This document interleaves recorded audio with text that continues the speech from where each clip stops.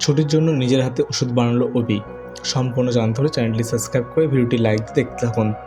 মূলত আজকের পর্বে দেখা যায় অভির ঠাম্মি ঘরে আলাদাভাবে ঈশা এবং ঝুমকিকে ডেকে বলতে থাকেন, গয়না চুরির ঘটনায় তোমরা দুজনেই যুক্ত ছিলে তাই না? এই কথা শুনে ঈশা এবং ঝুমকি অস্বীকার করতে থাকে। তখন ঠাম্মি বলতে থাকেন, ঈশা তোমার আর অভির সব কথা আড়াল থেকে আমি শুনেছি, তারপরেও তুমি মিথ্যে কথা বলছো। জ্যোতিষের ভণ্ডামিতে আমি তোমাদের সঙ্গ দিয়েছিলাম, কিন্তু তার মানে এই না ছুটিকে হেনস্থা করার জন্য তোমাদের এত বড় একটা অন্যায় উত্তর দাও।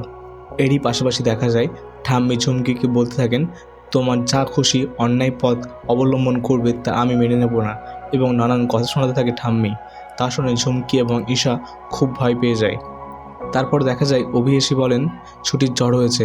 এই কথা শুনে অভির মা বলেন, কি মেয়েটা জ্বর এসেছে? এবং অভি বলেন, হ্যাঁ 101 জ্বর। তখন অভি ওনার মাকে বলেন, ছোটোবেলায় তুমি কি বানাতে না? তখন অভির মা বলেন, হ্যাঁ তুলসী পাতা, গোলমরিচ এবং মধু দিয়ে বানাতাম।